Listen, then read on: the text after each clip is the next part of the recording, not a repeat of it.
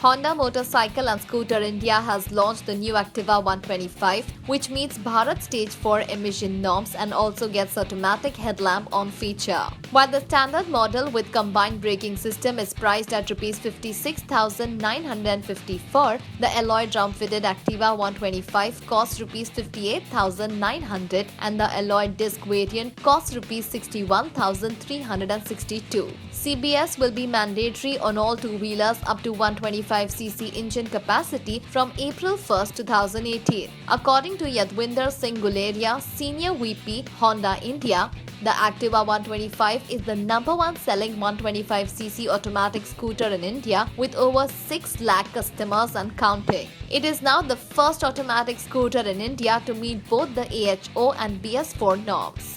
The Activa 125 continues to be powered by the 125cc Honda Eco Technology engine, which develops 8.63 HP at 6,500 rpm and torque of 10.54 Nm at 5,000 rpm.